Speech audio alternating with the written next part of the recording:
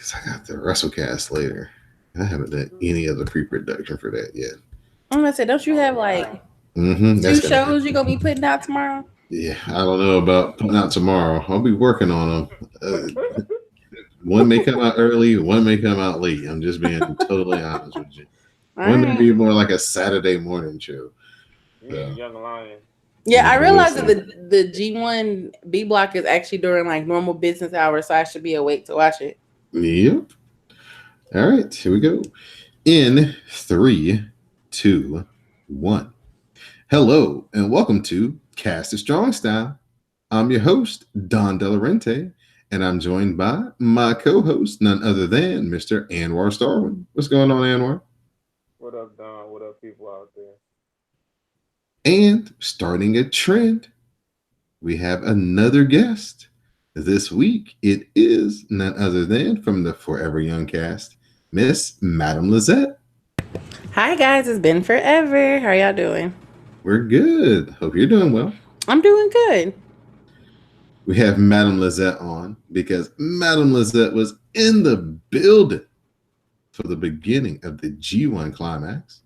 You can hear all about her time before the event, her journey to try to get some merch. If she was successful or not.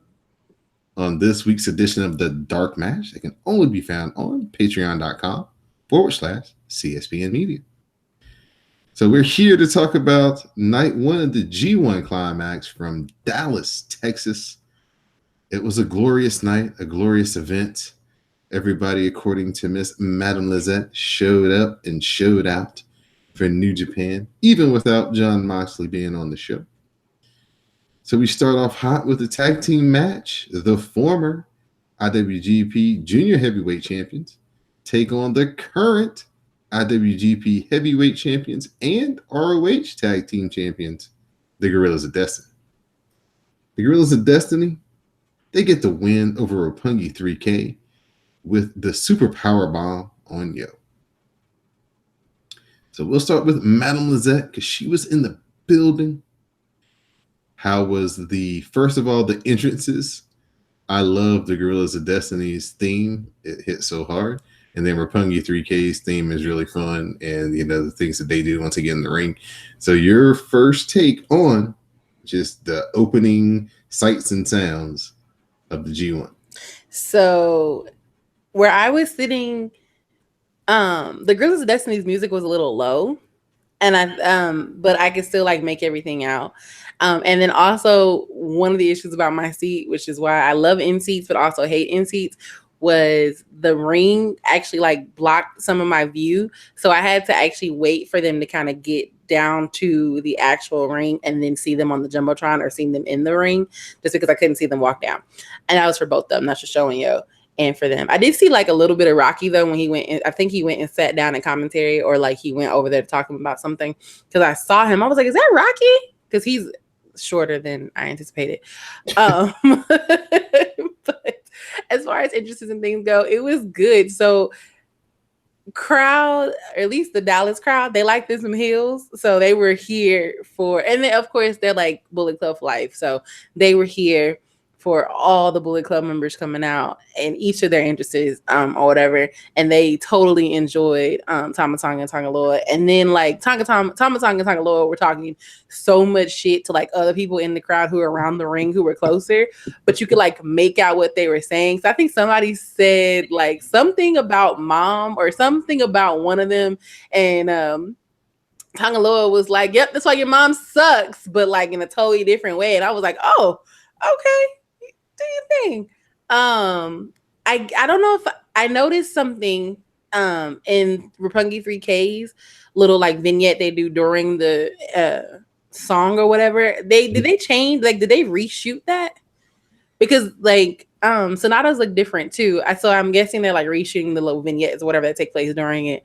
And that was kind of cool, like being in the little, I guess you would call it like industrial building or whatever, and like dancing and having a good time. I still am waiting for the day when they break up showing Yo, because I just feel like one's super smiley and the other one isn't, and it's just time for like a change.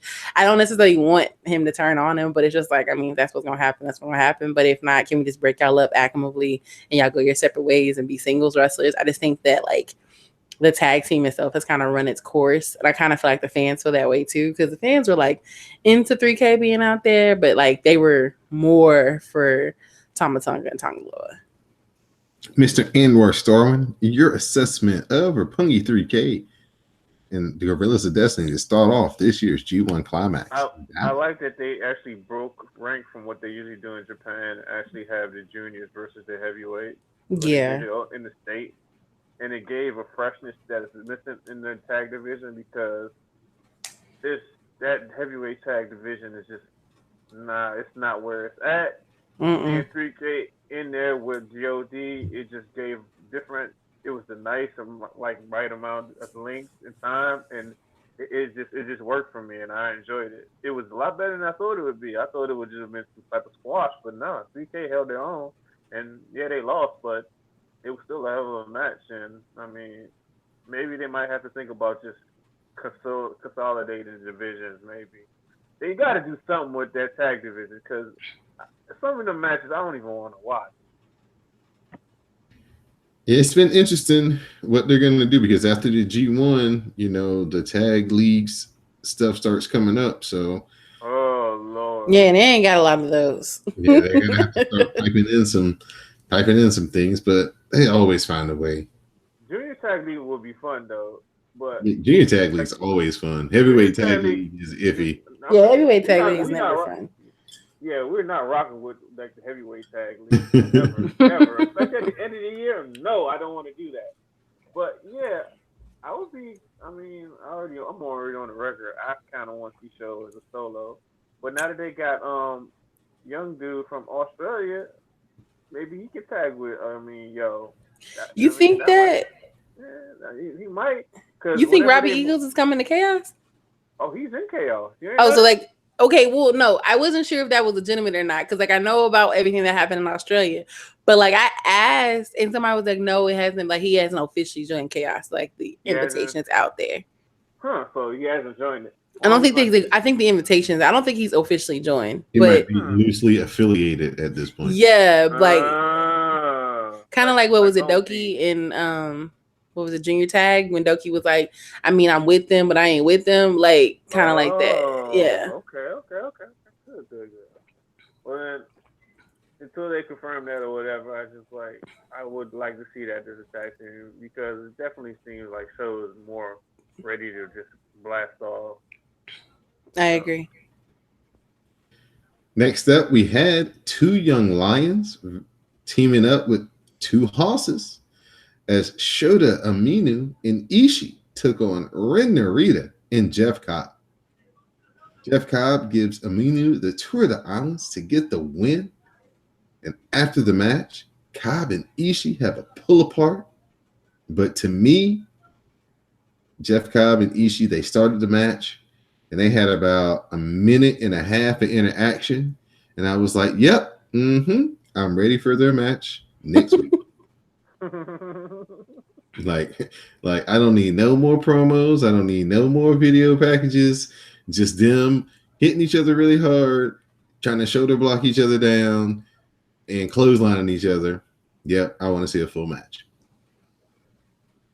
So Mr. Anwar Starwin, Ishii, continuing his run of, having these big matches and good matches. Then tag team match here with Shota Umino, they come up on the short end. But overall, that's about Machine Japan. Yeah, I was about to say, how many 4-star matches do you predict Ishii will have in this tournament?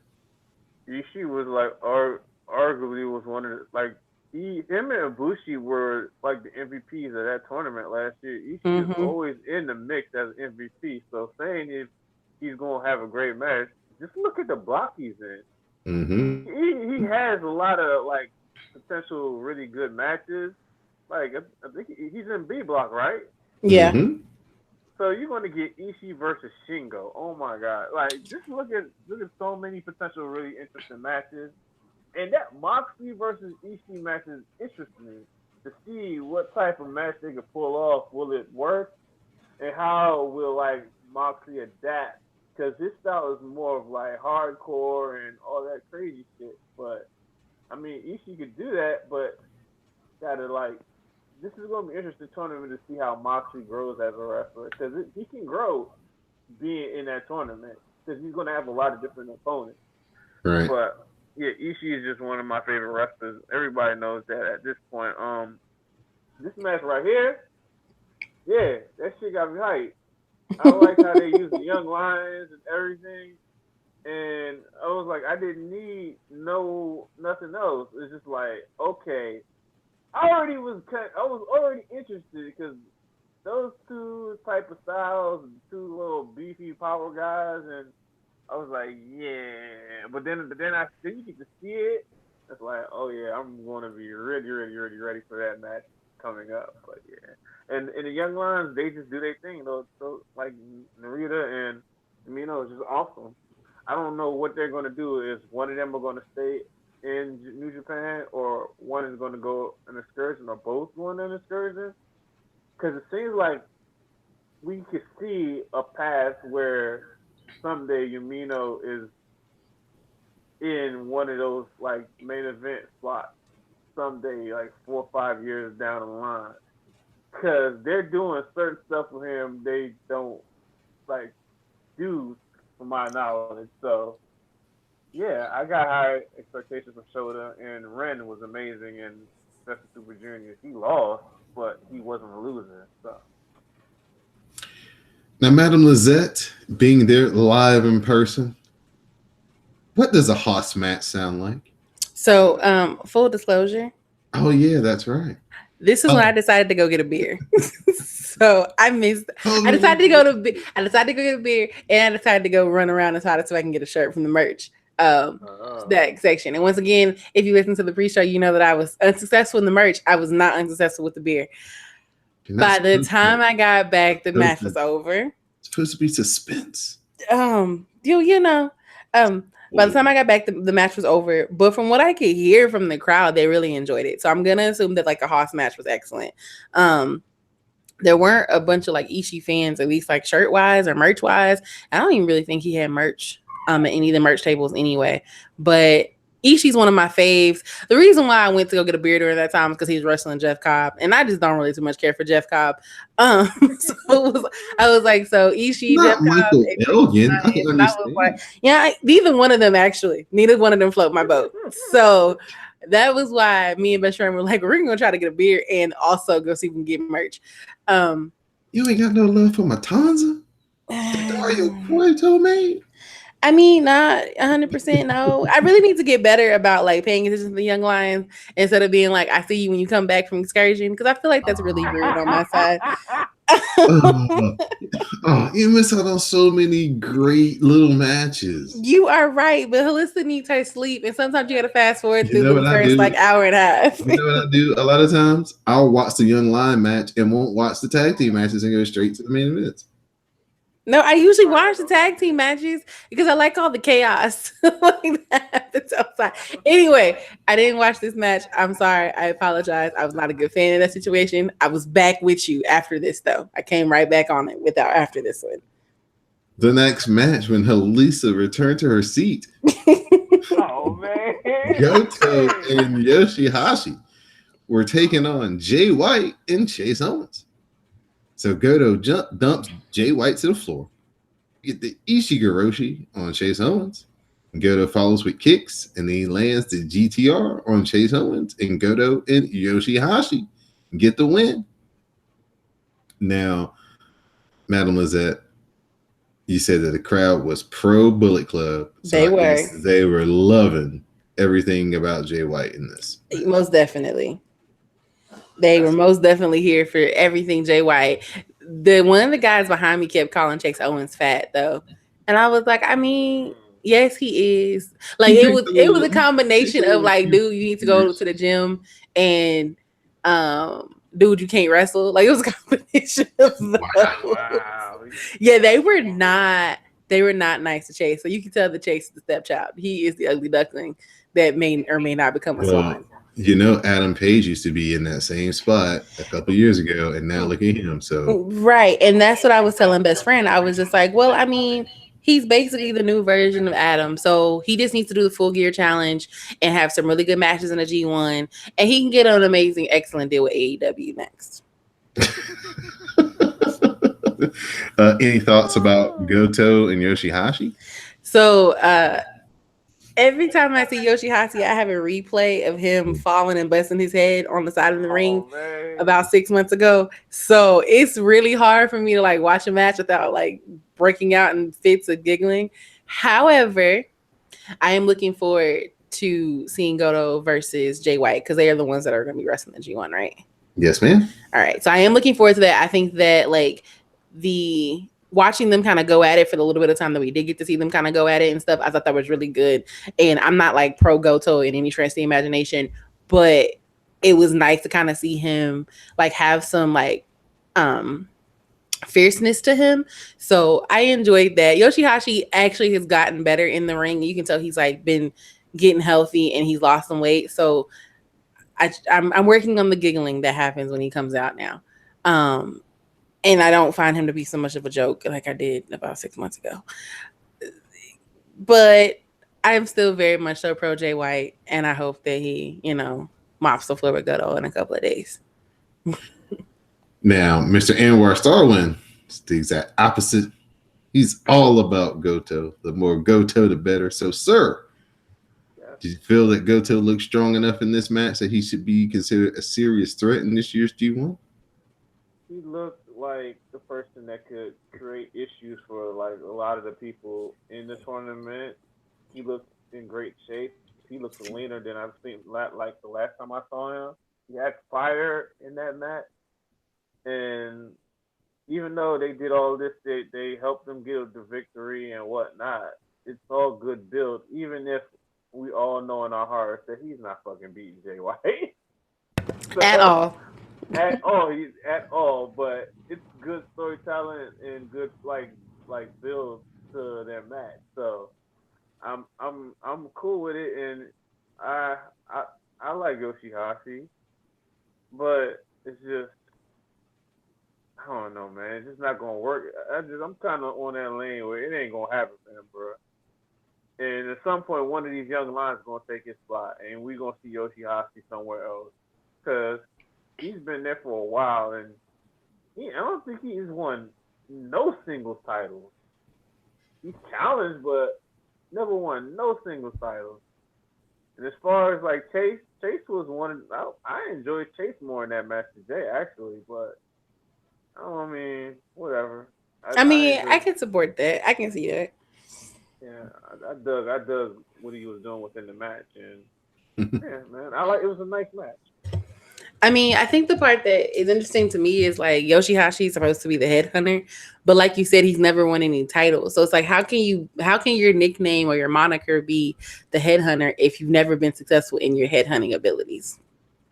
At least, not to make this about WWE, but like Randy Orton was a legend killer. He was also out here like taking out legends. I kind of feel like Yoshihashi should be doing the same thing. Like if you're gonna be the headhunter, then like you should be champion at least by now. And that means as you being champion, that means you should have went up against people who are the heads of their factions or the heads of their division or whatever, or head of the heavyweights. And like you haven't done that. So it does not make him believable in that way. Like it's hard to get behind him, and I'm like, well, you probably gonna take the pin or you probably gonna lose. Like watching this match, like when it first hit, I was like, all right, so either Yoshihachi's taking the pin or Chase is taking the pin, but like Goto and Jay White ain't taking the pin. Like this is not happening because they have a stature about them where I know they're not taking the pin. It's the other two dudes. That's why y'all in this match in the first place.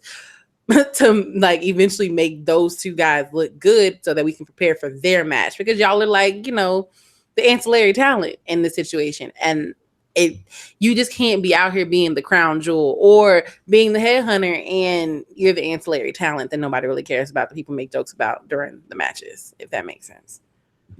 It makes perfect sense. Okay. And our final multi-person match before the start of this year's G1 Climax. The legend, Jushin Thunder Liger, teamed up with Juice Robinson and Yano to take on Shingo, Bushi, and Naito. Yano low blows Bushi and he cradles him for the win. Jushin Thunder Liger, Juice Robinson, and Yano have a great moment with the crowd where they're Liger's posing, Juice is following, doing Liger's pose, and then Liger's doing Juice's pose. So that seemed like it was a lot of fun. It was. I'll start with Mr. Anwar Starwin. Shingo and Naito.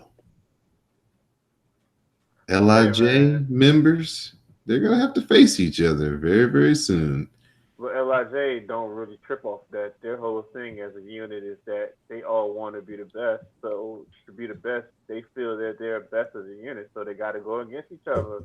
It's nothing really personal. It's just we trying to be the best. So we're going to come together and we're going to throw hands. But at the end of the day, we still crew. So it don't even matter. It's not that serious.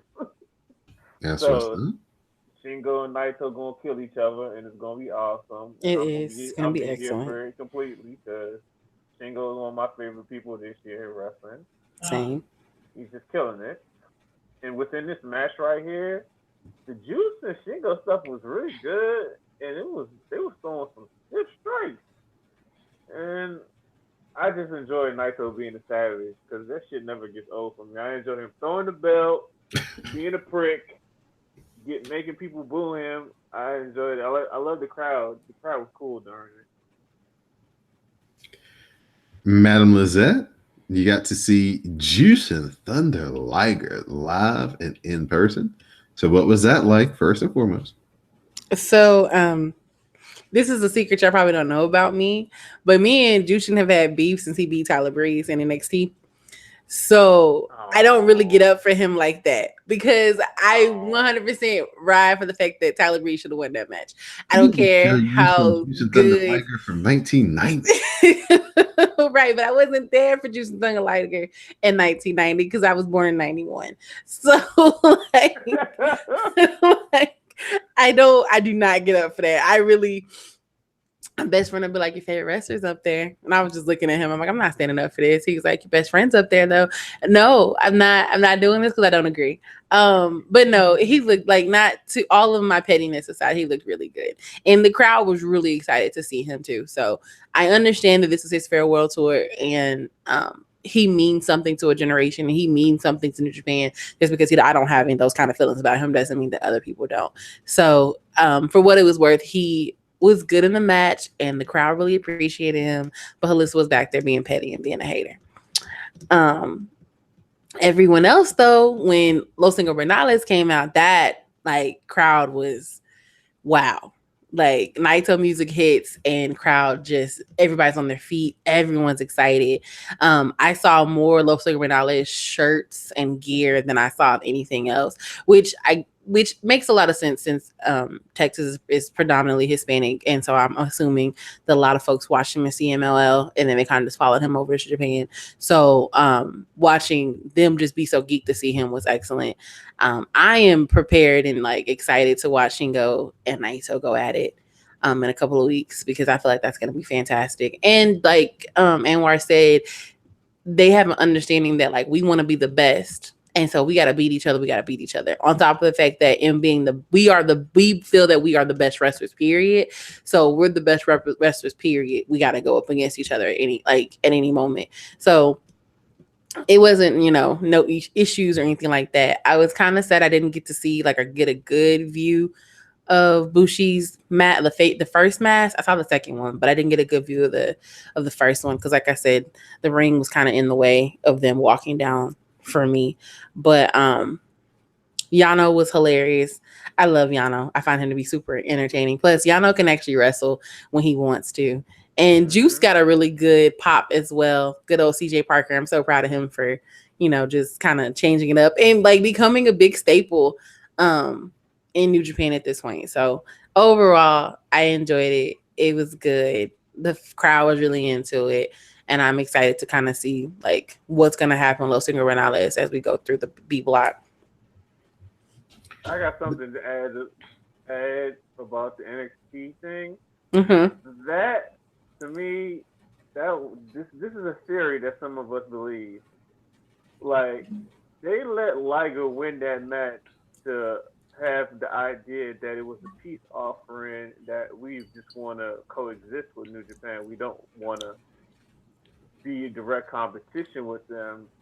They did that as a fake peace offering, while at the same time preparing to build up enough money to go after the Good Brothers, AJ, and Nakamura. I like that theory. Oh, we're friends. We're cool. We don't got to worry about our talent going anywhere then. Got them right when them contracts ended. So they did. You right. Couple months later. So yeah. Yeah, I'm a hater. I'm sorry. Well, we ain't hating on Toni Storm right now.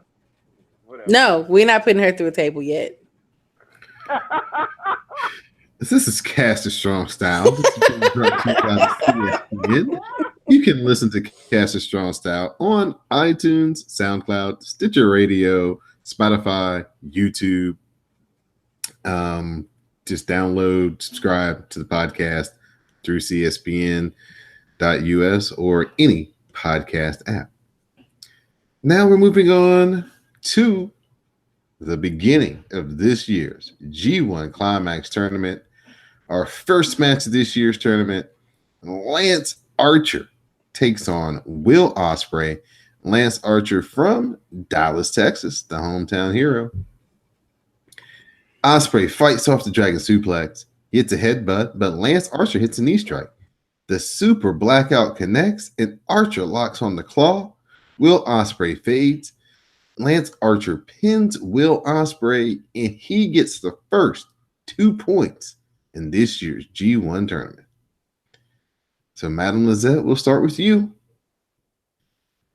So the young Power Ranger, Will Ospreay, against a real life giant and Lance Archer. What did you think? So, first thing, I didn't realize how big Lance Archer was. Like them being in the ring, I was like, wow, he got like a good like 3-4 feet on him. Like he not only is he more muscular than Ospreay, he's taller than Ospreay. He like towered over him. So that was actually pretty cool to see. If you know me, you know I'm a Lance Archer hater, but surprisingly, this was actually my favorite match in the card. I was not looking forward to this match. This is gonna be my go get a beer match. But we had got margaritas before that, so I didn't have to go get a beer. And it was actually better than I thought it was gonna be. And they did the non-WWE thing, which is let the hometown hero win at home. So I liked what I saw from both of them. Like it looks like Lance has gotten into shape. He didn't feel so sluggish and slow in the ring. I like that, like, no matter how much, no matter what Ospreay did to like win, he just couldn't. Like, he just kept getting overpowered and basically tuckering and tiring himself out. I like Lance's whole new like look and appeal too. Like, I'm not hopping on the train just yet, but it was surprisingly how good that match was. Of course, it was a pro Lance crowd because he is from Dallas, which I didn't learn that until about 2 weeks ago. So that tells you how much I know. But it was a pro Lance crowd. But they still gave Ospreay his love and everything, and they still got up for the the high spots. And it was still also really nice to watch them really actually go out into the crowd like they do at a New Japan show, and not being like, oh, since we're in America, we're not about to go over the barricade or whatever. Like, they still kept that authenticity while being in America and their first time being in Dallas. But yeah, this actually ended up being my favorite match. And I mean, it was hard to pick, but this really was my favorite match, probably because I had the lowest expectations for it, and it actually ended up being pretty good. Mr. Anwar Starwin, we saw this match a few months ago, and it was like, oh man, you know who had a great match? Lance Archer and Will Ospreay. And you know what we can say again? You know who had a great match? Will Ospreay and Lance Archer. It wasn't such a surprise this time, though. It wasn't such a surprise, but Lance with the new gear, and I think is that a new interest music? I'm not sure. I think it But is. his whole energy was just really great, and it was just I thought it would be good, but I didn't know it would be that good because I really enjoyed their match at New Japan Cup. And to me, at the end of this match, I was like, oh, this is better than that match. And that match was one of the better matches I saw earlier this year. So I'm rooting for Lance. He finally got out of that tag team, and now he's getting the opportunity to show what he's worth in the singles division. And I hope he does a great job because he's very likable. Like I listened to like an interview with him on The Observer, and he just came off really great in it. Like a lot of these wrestlers be doing interviews and they be doing that carny shit. But he sounded like an actual real human being just talking about a craft that he was doing. And that's like the type of stuff when you do that, it's like you draw people and then want people to back you more. So he did a great job with that. And he did a great job in this match. But sadly his next opponent is Bad Luck Fale. So that ain't working a lot. Like that ain't a lot to work with. No disrespect to Fale because I like him as a person and I like what he does with his training his students and whatnot. But he don't be really bringing it in the ring that much anymore. And I would like to see Lance just get with this opportunity just kill it. And then if they need a new monster within that division, let him be that monster, not Fale no more. So not here for Fale. Ospreay is Ospreay. Ospreay is great, and this is another example of why he's in the running for rest of the year. And sorry, Seth fans, he's still better. Yeah, that's all I got to add on that. Next up, Bad Luck Fale. He faced off against Evil. Evil gets the chairs. He nails Fale. He wraps it around his head, but Fale hits Evil with a low blow, and he wraps the chair around Evil's head. He does the baseball bat swing spot with the other chair, and then he gets Evil into the Bad Luck Fall, and Bad Luck Fale upsets Evil. So, the monster, known as Bad Luck Fale, strikes again in the G1, Anwar. He always looks motivated the first couple of weeks of this thing. And this one is no surprise again. So, if Yoshihashi wasn't good enough, even though he was actually wrestling hard within G1 last year, but he didn't get to be in this one, why is Fale in this tournament after the bullshit he did last year? I agree. I'm just echoing a sentiment that's out there in the fan base. You try like how that makes sense, but whatever. This match was better than I thought about it. It would be. I was like literally looking at that match on the card. I was like, I love me some fucking Evil. Everybody know I love Evil. I'm like, man, I ain't trying to watch no Fale match. But then I said, my love for Evil triumphs over all because everything is evil. Yeah, I mean, Evil had a lot of fire, a lot of energy, and that made me kind of engage in the match. And Fale did not sink the boat. So he did enough, and Evil caught an L. But I mean, I'm trying to figure out what they're doing with Evil right now because it seems like he don't do the fist bump like Sonata didn't do it last year during G1 or before G1. So I'm trying to figure out like where is this going because it's like he would be taking some of these pinfalls in these matches, like even in a tag match. So I'm trying to see where exactly they're headed. That's interesting thing for me. But yeah, good match, but not on the level of any of the other like block matches this night. Miss Madame Lizette, were you impressed with the size of Mr. Bad Luck Fale as you were with Lance Archer?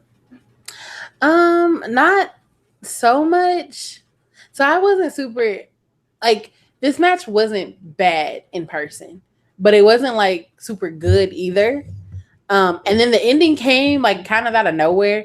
I think I got looked. I looked left, looked back, and I was like, "Oh, the match is over." Like that's kind of how quickly it kind of went, at least to me. It was not my like it wasn't my favorite match, and I guess if we're talking about like the singles parts, it was probably like my least favorite match. I just kind of like what Anwar said. I don't understand how Bad Luck Fale continuously gets a spot in this when like he hasn't really done much. Like, and I guess it also might be me being salty because Minoru Suzuki wasn't picked, and they came to my city. I ain't get Minoru Suzuki, and I really feel a way about that. I really do. And I just don't think Bad Luck Fale is better than him, and I just feel like that spot could have been given to him, or it could have just been given to somebody else entirely. But the match itself was okay. I am an evil person. I really wanted evil to win, and then for evil to like lose, I was like, oh, well, that's like anticlimactic. And then for it to be like the chair spots and stuff like that, like they kept trying to pull me into the match, and I just wasn't really for it. Like I just didn't enjoy it as much as I probably could have. So that's kind of no, you're good. So that's kind of where I'm at with that one. Like it was good, but like I just didn't enjoy it as much as I probably could have. Hopefully these next two gentlemen pulled you all the way in as Sanada faced off against Zack Sabre Jr. Sanada counters the Zack driver into the skull end. Sanada swings him around, but the moonsault is countered into a triangle by Zack. Sanada powers up, but Zack fires back. We get a skull end by Sanada, and Zack Sabre Jr. starts to fade. Zack powers up one more time, and he gets the European clutch for a 2 count. Sanada counters into the prawn hold, and Sanada gets the stunning victory over Zack Sabre Jr. Now, Madam Lizette, how do you feel about this match? Did these guys get your attention? Did they pull you in? Yes. I was fully invested. I was on my feet. I was oozing eyes. I was clapping and cheering, and these two dudes did a great job. Like a great job. Second favorite match. And I mean, almost basically a tie with Archer and Ospreay, because I mean they killed it, and the crowd was in it. The crowd was like the false finishes, like the could be taps, like all that. The crowd was going left and right, and they were going on the roller coaster with them. It was great. Really enjoyed it. The crowd was really into it. Like I want to watch them wrestle forever, honestly. Like I think we might have gotten like a "This is awesome" chant, and I think they might have even like a "Fight forever" chant too during this match, because the crowd really, really, really, really, really enjoyed this match, and I did too. Like those dudes did great. I like Sonata's pirate gear, and like Zack Sabre Jr. He is just such an asshole, and I love it. And the fact that like he decided he's gonna choke the ref out and then beat up on some young lions, I was with it. I was 100 with it, 100% with it, because he was like, I ain't deserve to lose, and I was like, yeah, bro, but you lost anyway, so oh well. So yeah, it was good. I'm happy Sonata got the win, because I feel like they kind of continue to solidify him as like being that really good technical wrestler and being like a submission specialist. Like I think that solidifies him in that role, because Zack Sabre Jr. is so good at submissions. And just watching them twist each other up and everything, it was great. They did a great job. I was here. I was invested for sure, 100%. On this podcast, we always question Sanada. Is he going to give us the effort, or is he going to just kind of be just too cool for school in his matches? But it seems like Zack Sabre Jr. can rough him up enough where he knows he's got to take it serious. And this was another match where he showed improved. So your prospects for Sanada. We've been talking for 2 years on this show, me and you, Anwar, about Sanada getting into the championship mix. He hasn't gotten there yet. Can he finally use the G1 as his springboard to maybe become the IWGP Heavyweight Champion? Well, it might be over here how we see Sanada, but in Japan, I think he's like the 4th most popular wrestler in Japan right now. At least from like some of the polls I've heard. So whatever he's doing is connecting over there, but it's not always translated over here. Sonata's ultimate end game to reach his potential is for him to actually break ranks and get a hell out of LIJ. Because that's probably his ultimate where he needs to be able to like branch off and be one of those top 4 spots because Tanahashi breaking down and they need somebody in that's one of those spots. They have a lot of people that could be potentially in those spots, but right now those spots are held down by Okada, Naito, Tanahashi, and whether you like people like it or not, Jay White. So one of those slots is going to open, and we'll see who comes in and jumps in that. But as far as this match, like somebody else said it somewhere else, but Sonata is like the perfect force for Zack Sabre Jr. I agree. he's like the shit that Zack does is so great and unique and special. But it's like Sonata is basically Neo, and this shit you doing ain't gonna work in the Matrix versus me because I got counters for that shit you doing too. So, and I just love how he rolls up Zack and just steals victories from him. Yeah. Him all. And he's like, Zack gets so in his fucking feelings, and it's so funny. But yeah, man, give me Zack Sabre Jr. versus Sonata or Zack Sabre Jr. versus Ibushi, and I'll be happy. Give me that once a year, and I'm happy. But it's just Zack is awesome, man. I wanted him someday to be like at least Intercontinental Champion. And by Sonata winning this victory, it opens up like him to get opportunity versus Zack for the Red Pro World Heavyweight title. So yeah, that's another thing to check out. So yeah.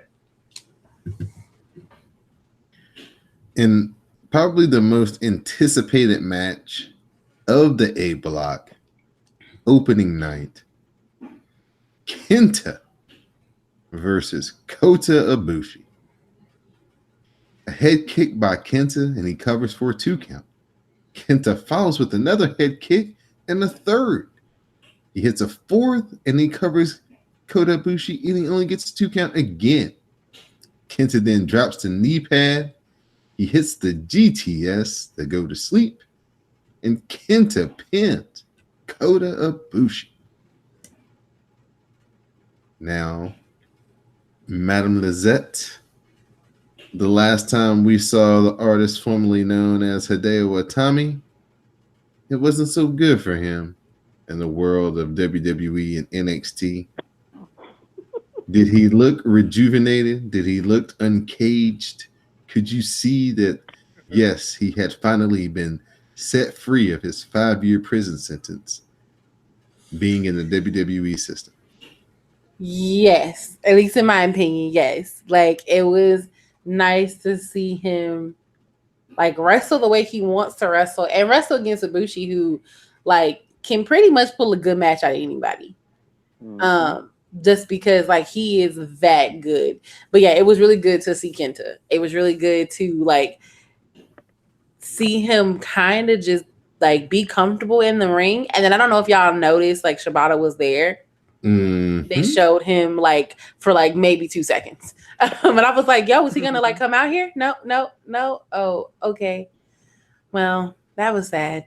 But like once it got going, and I think he deserves that Shibata cosign. Honestly, like after watching that match, I was like, okay, yeah, I get it. Like I get why Shibata's kind of I get why they're trying to do this and tie him with him, and you know, show that, you know, he's getting that endorsement, because I think an endorsement for Shibata is really important from him, especially since like as Americans we only know him because of his NXT and like failed 205 Live run. So, and when he could get started in NXT, he got hurt, and then when he came back, he got hurt again. And like all the guys he could have wrestled, you know, the Kevins, the Sammys, the Shinsuke's, and all that, they had all been called up, and he was still dwindling in, you know, NXT. Then the 205 Live thing happens, and it's good. He has good matches, not like he doesn't, but it's still not as good as it could be. So this match gave me hope. The crowd was still very much so in the match, and they enjoyed it. It was interesting too, because you could tell that the crowd like wasn't necessarily sure if like Kenta was who they thought he was. So like you could tell that there were some folks who were like, is that Hideo Itami or am I tripping? But I don't find that to be surprising, since I mean his stint on WWE television wasn't like significant or big. It was a pro Ibushi crowd though. Like They love him. They love that little baby face over there. But I don't blame them. Is he as beautiful as he looks on TV? He is. Oh. Yeah, he is. Like swoon. Okay. Can't help but swoon. Like, yeah, swoon. I mean, I prefer a man with a beard or like some facial hair. So like I was here for Jay White. But He ain't never gonna give us that, man. yeah, but Bushi ain't never gonna become He ain't like never gruff. gonna give us that. I'll be like, damn, bro, beard, bro. He ain't gonna never be scruffy. And then every time I figure out like how old Bushi is and the fact that he looks like he's 18, I'm just like, wow. Yeah, he's like an elf. Like you were just gonna age backwards the rest of your life, huh? No, but he is beautiful in person, honestly. And I think I actually saw some Golden Lovers gear and some Bushi gear, and then my best friend told me that there was a girl there who had basically took like a bunch of like Bushi, like his color scheme and his stars and everything, and made like a whole outfit from head to toe. So she had like a top, some knee highs, and like a skirt and everything. I didn't get to see her, but he saw her and he was like, no, the gear was really, really good. So like I said, crowd was pro Bushi. This match was actually really good. It was I hate to say that it was a nice coming down from Sonata and Zack Sabre Jr. because then it makes you feel like their match wasn't good, and it was. It was a nice like relax going into the main event and like how hype everybody was gonna be for that main event. So like it wasn't forgettable. It was just like you came down off of that high that you were on with them and all of that was going on in that match to kind of prep for that Okada Tanahashi match, but it still was a good match on its own. So yeah. All right, Mr. Anwar Starwin. He took 5 years away from Japan. I know that you're a big fan of Kenta, the Noah edition. Did you see any resemblance to that? I did see him have looked like an artist that was allowed to be free from a creative system that wasn't good for him. That I noticed.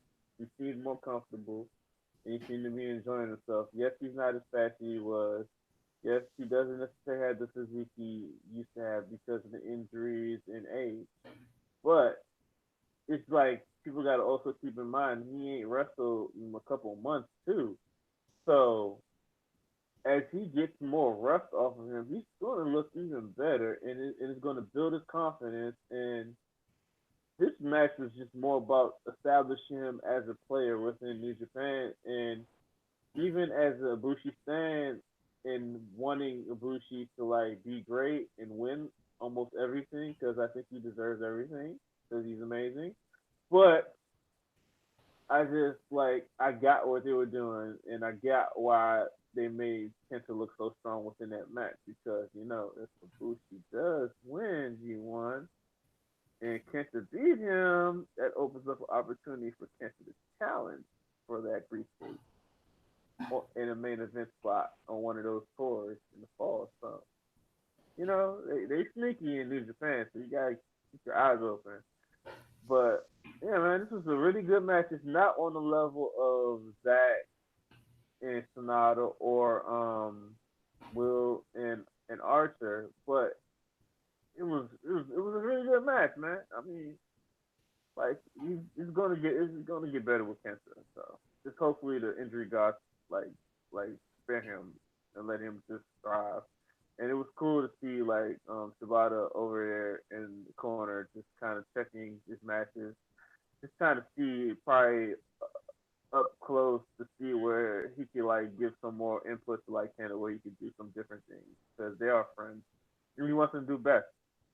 So, I mean, I'm kind of hoping the takeover thing happens and maybe we get Kenta and go to the tag team, but we'll see. Awesome match, but not on the same level as the best matches of the night. Then it was time for the main event of the evening. As the IWGP Heavyweight Champion, the Rainmaker, Okada. He faced off against the Ace, Tanahashi. Tanahashi counters the Rainmaker into a small package for a great near fall. We get a dragon suplex by Tanahashi for a 2 count. They work into some counters. We get some slaps by Tanahashi, but Okada hangs on. He gets hit with another slap. Tanahashi then rushes Okada, and he runs into the tombstone. Okada follows the tombstone up with the Rainmaker, and Okada gets the win. All right, Madam Lizette, how was this entrance? Entrance was fire. It was so lit. Like everyone was on their feet besides like I think this one couple that was like a couple rows in front of me.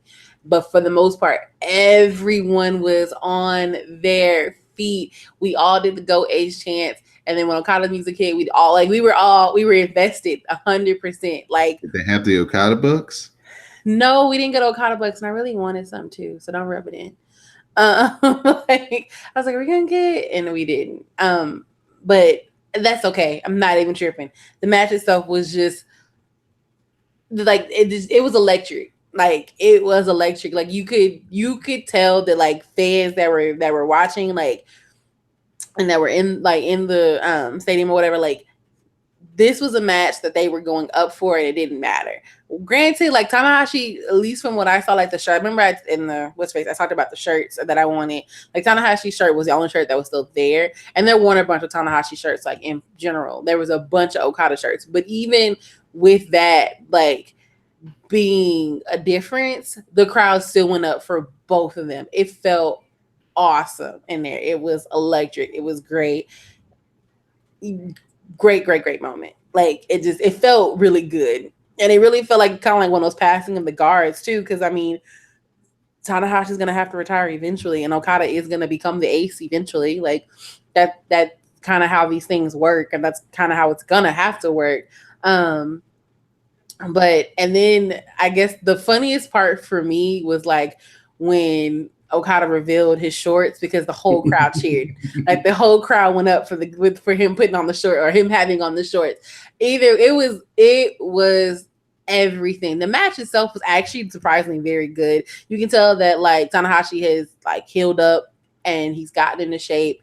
And it didn't, I guess, I mean, it's like what the 100th time I think they fought in the last 6 months. So like you thought that you would be, or I at least thought that I would be tired of seeing them at this point, but no, I was excited. I was invested. I was in. It was you were kind of just riding this wave and being on this high because you knew you were watching something special that you may not get to watch anymore. So that's awesome. That sounded like it was a worth the price of admission type of main event. Yeah, no, honestly, it was. Mr. Anwar Starwin, your assessment, sir, of the Rainmaker, Okada, getting another win over Tanahashi. The only thing that I was surprised about the match is the length of it, but I like that it wasn't they just got in and did what they needed to do and got the hell out. It was an awesome match. It was another great match in their overall history with each other, and I think this is the first time within G1 that either one of them have actually just I think like straight up beating each other because like it's usually they only have draws in G1, so I mean for Okada to get that victory is big. So and also avenges that defeat he lost into like Tanahashi in the fall. So it's good. That's just one of the greatest wrestling feuds on some just straight up match stuff and actually developing another talent into like a superstar that I can think in my mind and like literally you can just go through all those matches and just see amazing stuff. Like literally their match versus Invasion Attack, I think 2013 is one of the best matches I've ever seen. It's so great. And I can't and that's not even talking about the Wrestle Kingdom matches they've had. They've had so many amazing matches and it's like they spoil us. And for anybody that got to see that match live, they are one of some of the luckiest people in the world because a lot of people will never get to see Tanahashi versus Okada live, and you saw it, so they on you. Um, it was great to see Tanahashi break out the old shit because he really styled on him and you're like, okay, we're in this situation, this big spot.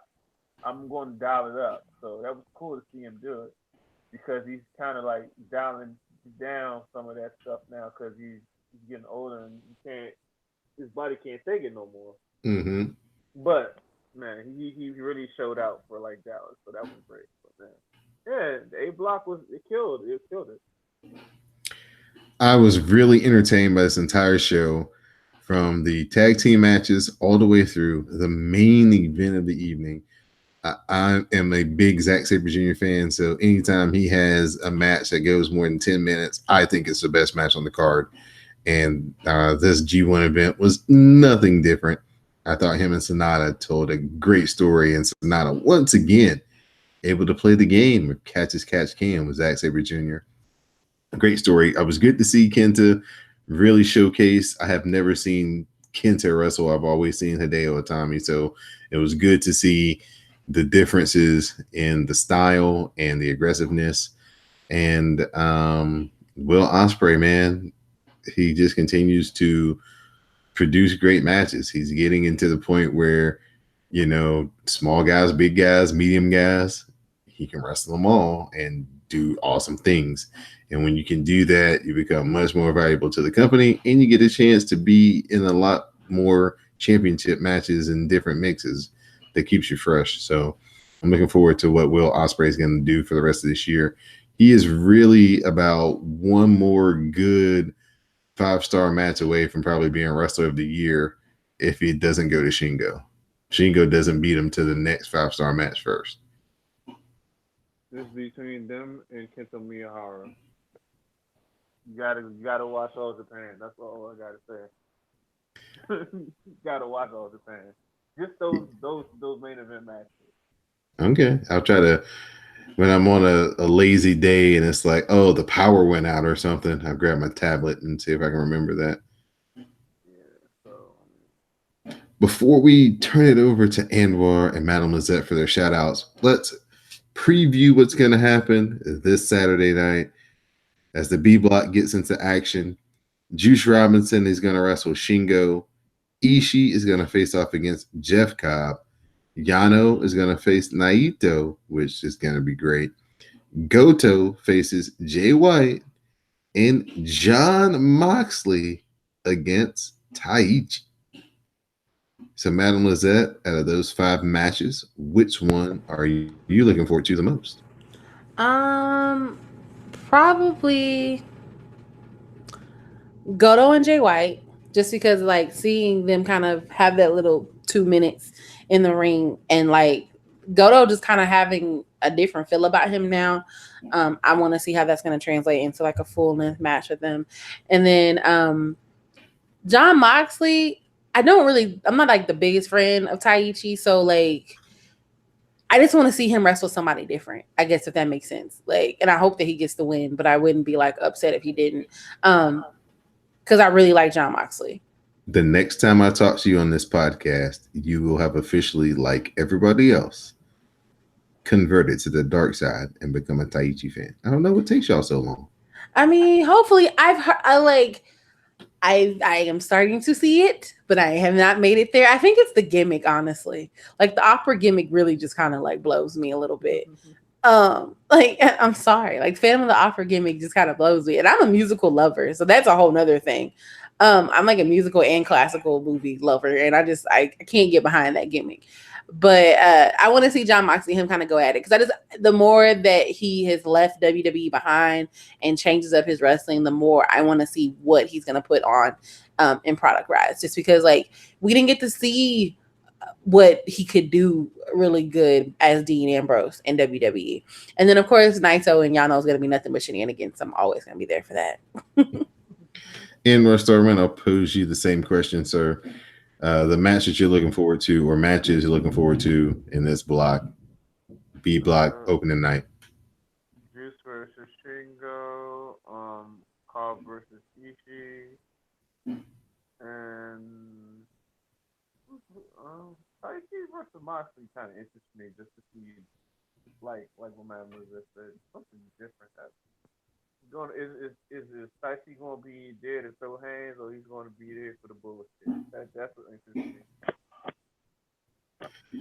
I'm definitely looking forward to Ishii and Jeff Cobb and Jay White. I like the way that he has rebounded after losing the championship. Now he seems championship ready. Whereas before it was like he was in the spot, but I don't think he felt he was ready or that he may, and the people didn't feel like he deserved it. Now I think inwardly he feels like, okay, now I understand what it is to be a champion and what it takes to be the champion, and he's getting himself ready for the run. And I hope the people, when he does become champion the next time, have caught up and are ready for it. I personally think the best Jay White run is going to be him someday as a babyface, but because I think some of his best stuff people haven't seen when he was as a babyface, not Mm-hmm. not New Japan. So maybe go out of your way and look up that Osprey versus Jay White match from I think it was like Water Worlds or something. It was like can't remember, but it was a year or two ago, and it was in ROH and it was in New York, and that was a hell of a match. So they can do stuff. He has to change some of his. He changed his style, like his style, which was more of a babyface lifestyle, to the skilled character now. So he has more to offer. It's just we haven't seen it yet. So Madam Lizette, you want to jump in with something? I just need to see. I don't know what it is about Jay White. I feel like he improves and like he gets better. But like I still think my favorite match that he's had, or feuds that he's had, were against Juice and Hangman. And I don't know if Juice is gonna be able to bring that back out of him, especially since he's not in the G1 and Hangman's not in not in New Japan anymore. So like I liked him as champion, but I also felt like something was always missing. And I think a lot of that what is missing is his inexperience with like being champion and kind of being the guy, even if it is for a short period of time. And also he just doesn't have that chemistry with everybody in the ring. And he's kind of like Sonata sometimes. Like he turns it on and he turns it off. Sometimes he has really great matches. And then other times it's like, oh, okay, you're just kind of here. So I'm hoping that like this G1, because he is wrestling some different guys, and like I mean this one he's wrestling like a vet in Goto, like he will be somebody, it'll click. But if not, it's just gonna be like, wow, it's not that you don't have the potential to be great, it's just I think you kind of rest on your laurels for how good you are, and that doesn't work. Like that's just not. There's somebody who's always willing and ready to take your spot. You need to always be prepared for that, especially in the wrestling world, especially in New Japan. And like I just don't feel like Jay White feels that way, even though he hasn't been, back from excursion that long. So you need to really be pumping, because I mean you're not a part of the name of folks who I'm super excited to see, but I want to see, because I want to see, like, are you going to give me that great match again? All right. So at this time, Mr. Anwar Starwin, I'll turn it over to you first and foremost, sir, for your shout outs and thank yous. Like, thank Madam Lizette for coming, taking time with us today. Shout out to Jupiter Julep, because Jupiter Julep always gets shout outs. Shout out to What Sleep Though. Maybe you need to stop watching so much WWE, but whatever, girl. I got love for you regardless. And shout out to Terry Boy, because Terry Boy got that knowledge. And shout out to everybody else who show love. I love y'all guys. Madam Lizette, your shout outs and thank yous. Well, of course, thank you, Don and NY, for asking me to come on today. I appreciate it. It's been a while since Don done put me on one of the podcasts outside the Forever Young Cast. Of course, shout out to my Forever Young Cast co-hosts, JJ and V. It's odd not being here and not having the girls with me, but it's cool. Maybe WWE will give us a Mae Young Classic next year. Shout out to my best friend, because I mean he always gets shout outs, and he went to the show with me. And thank you guys again. I appreciate it. Well, thank you, Miss Mademoiselle, for joining us. I'd like to give a shout out to my co-host, as always, Mr. Anwar Starwin. Definitely give a big shout out to the other ladies who co-host the Forever Young cast with Miss Mademoiselle. Please check out their State of Women's Wrestling podcast here on the CSPN. Still relevant because ain't shit really changed in WWE since that podcast was released. I mean, I feel like we need to have like a rehashing of like how terribly they managed to ruin Becky and how much they have pushed Lacey into our face to the point that we dislike her, and how they somehow managed to make Nikki Cross talk, but like I still don't care. And you know, there's little things like that, or talk about the fact that like from what I have been told, I haven't seen the match yet, but Tessa Blanchard just had like a fucking great, amazing intergender match the other night on Sunday at TNA, and I'm just like, that's what we need, WWE. Some good things like that. Well, there's about 900 million reasons why you'll never see They not gonna do that type of violence against a woman in WWE because Tessa Blanchard took an ass whooping.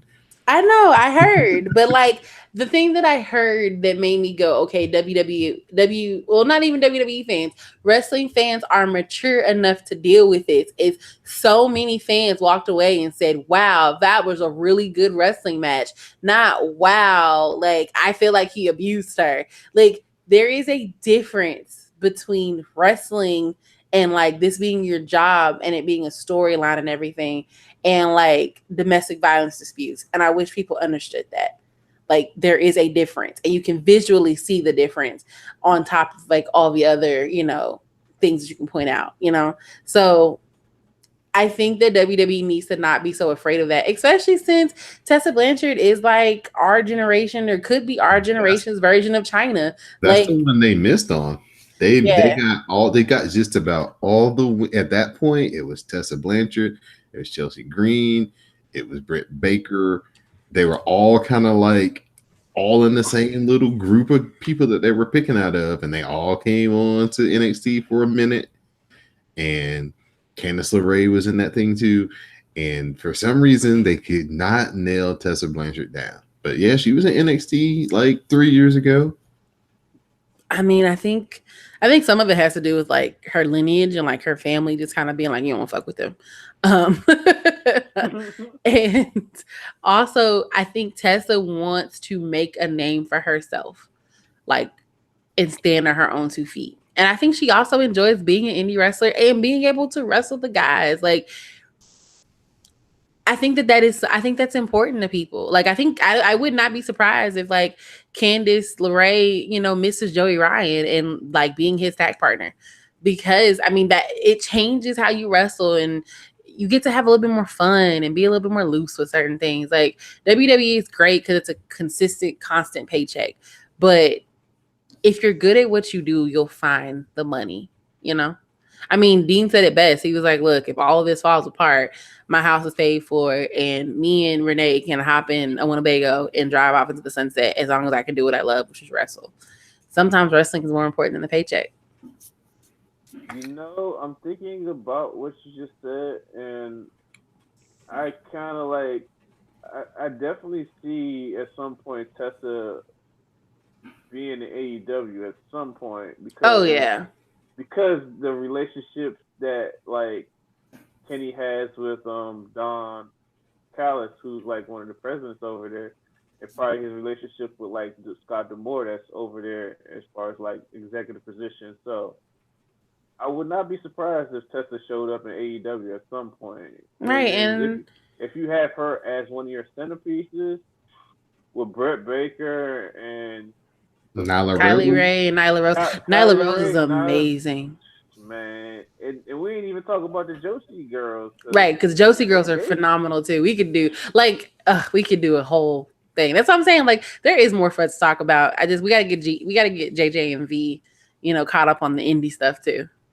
Yeah, so man. It's some good stuff out there. I need to watch more Stardom.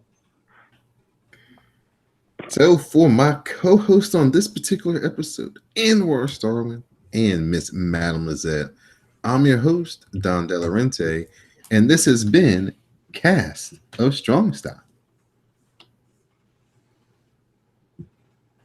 Anwar, Yes, sir. Russell Westbrook to the Rockets for Chris Paul. I called that. I called it. Oh, I called it. Hold on. Who's going in his place? Chris Paul. Chris Paul's going to OKC. Yo, they're uniting the Thunder.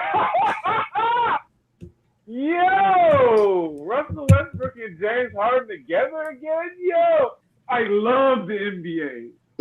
Oh my God, I love the NBA. Oh, I love the NBA so much. I love the fact that it's not that many super teams anymore.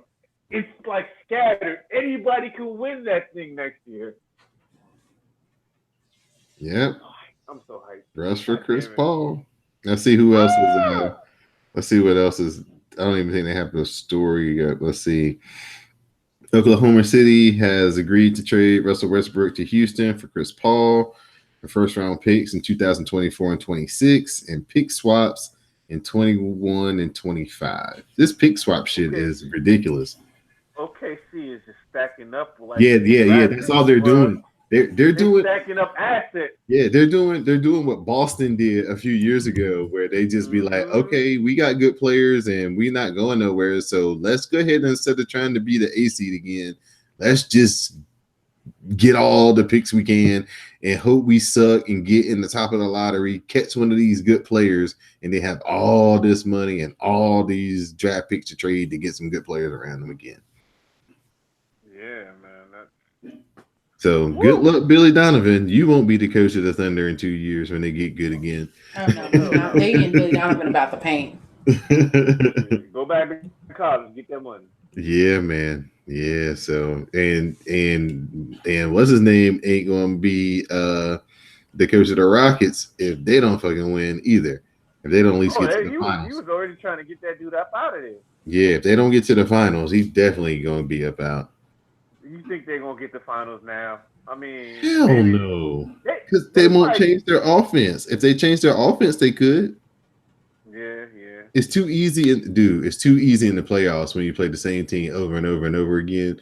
And you added Westbrook, who's not a great outside shooter, too. Right. To run that isolation basketball where one person got the ball and determines what happens, especially against a team that's got some defensive minded people like Golden State.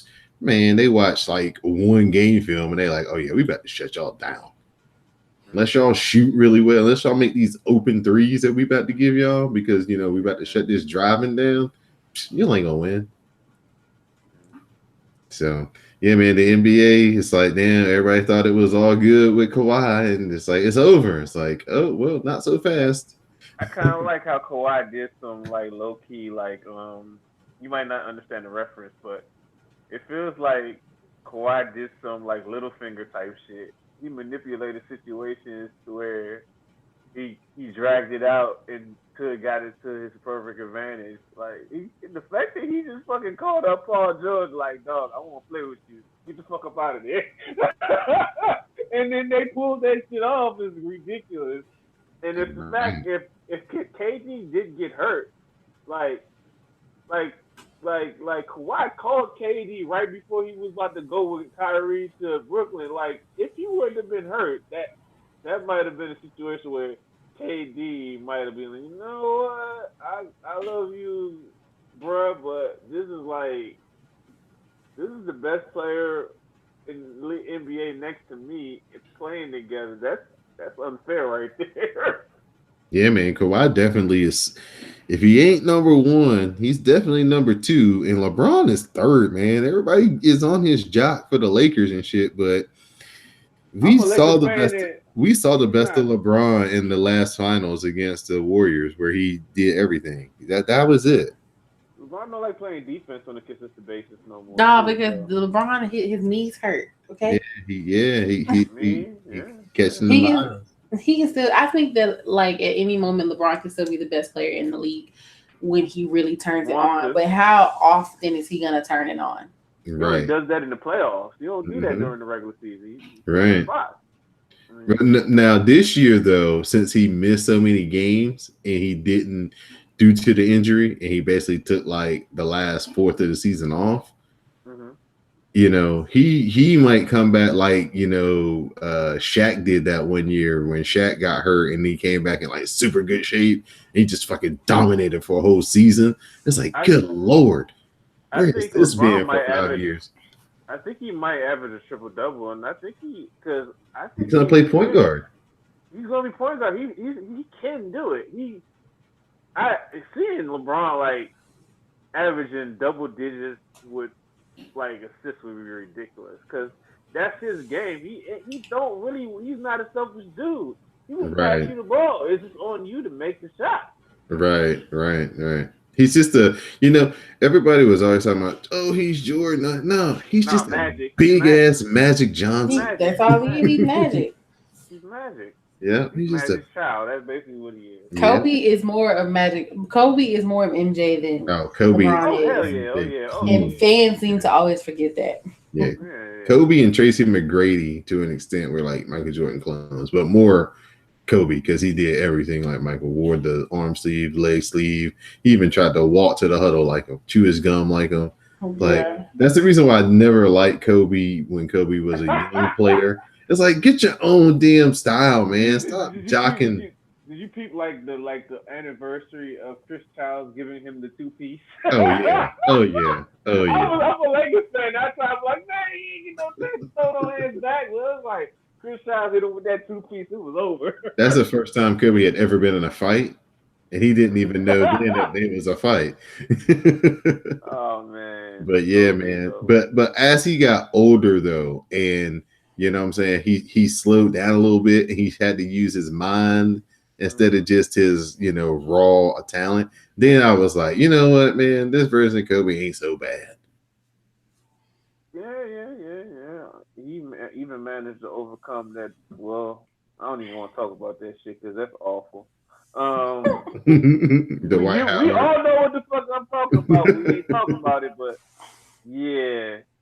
Well, man, that was the Lakers that thinking. Ain't as bad as that Big Ben dude, but let's get away from that. That was messed up though, man, because like the Lakers thought they were going for it, but they were going for it with one old guy and Steve Nash and a dude who's never really won anything seriously in Dwight Howard. We're fucking Kobe. How's that gonna work? Dwight Howard, like Kobe ate that dude up. Yeah, like sometimes you have to understand the dynamics of the people on your team and who you're bringing into your team. So like if you got a dude who's all la happy-go-lucky, not really that serious, there's no way he should be around Kobe Bryant. Nah, that ain't gonna work, bro. That is not gonna work at all. If I'm giving my all and you out here bullshitting, I'm not gonna want to work with you. Yeah. Like, point blank, I ain't got no respect for you. I don't want to do nothing with you. Right. And I'm pretty sure after like 3 practices at training camp, Kobe was like, this shit here is not gonna work. Just the way always playing around and shit. And then Steve Nash got hurt and never got to play. So yeah, that was pretty much that. That was done with right then. Down the toilet. Yeah. Just like DC's universe. Oh, you set me up, I come and dunk it. All they need is one. They like Beanie Siegel. All they need is one hit, man. Oh Lord, bro. How many years you been Wonder Woman 1984. It's gonna do it. Like I like the first Wonder Woman, but that's a 2/3 movie because that last third is like, what the fuck? I mean, I liked Aquaman. It was terrible, but it was also very good. It was too long, and I liked Aquaman, but it's like, nigga, this shit don't need to be like 3 hours. This ain't The Godfather. And then Man of Steel, I got upset with Man of Steel because I was just like, how many buildings do y'all have to destroy? That's Zack Snyder though. He be doing that type of action crazy shit. I was like, how many we gonna keep all of another one? Really? And y'all ain't done? And then they try to implement it as a story beat within Batman versus Superman. Yeah, and it felt the same thing. How many buildings are you gonna destroy? How many more y'all gonna destroy? What are we gonna do? It's like, how did DC get so off course when they were the only ones encores back in the day.